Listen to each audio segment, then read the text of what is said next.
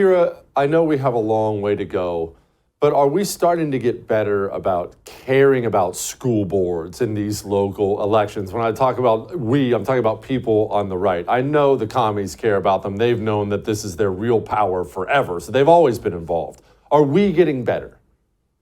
We are getting better, and for better or worse, it's because these are winning issues. And that's why culture is downstream of politics. You talk about it all the time, Jesse. We talk about it when I come on the show all the time. That's why it does matter that we focus on these local level races, particularly on our school boards, because when we win those issues, the federal, national politicians respond. So if we want the GOP to respond to a lot of the cultural battles that we're having at our local levels, we need to be winning at our local levels to prove to them that they're going to win when they get stronger and stronger on this issue. And I think that's going to be the key to 24, Jesse, locally and nationally, is the GOP taking education as seriously as the Marxists have. Are they? And I'm not worried about people like you and school board moms, but the GOP as a whole, our useless, idiot, weenie politicians and the RNC infrastructure, are they aware that this is the issue we should tackle and can win on?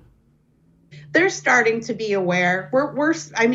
You played that clip at the top of the show. I think that Glenn Youngkin race was really a game changer for how the consultants look at education issues and where they stand in the polling. And as we know, consultants really run elections. So I think it's starting to be of some value for the GOP at the top, not enough. But again, I really think that for better or for worse, they're going to respond to what's happening at the bottom of the rung.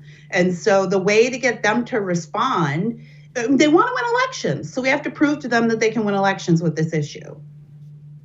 Yeah. You wrote a piece on your Substack about defunding professors. That's magnificent, Kira. Are you turning into me?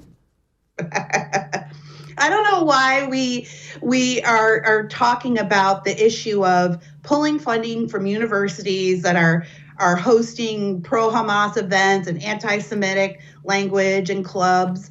And there's a whole genre of conservative contrarian who's like, that's not free speech. You guys are hypocrites. But you can say whatever you want. That doesn't mean my tax dollars have to go to support whatever you want. We give tax exempt status to organizations that supposedly add to the fabric positively of American society. And if universities aren't adding positively to the fabric of American society, why should we keep funding them with our tax dollars? If you want them to stay open, then you send your cash there. But overall, what are the average American university is producing right now as far as patriots and taxpayers?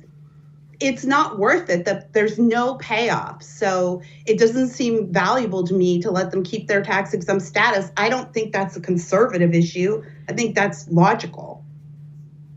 Yeah, I agree. Kira, you're the best. Come back soon. Thanks, Jesse.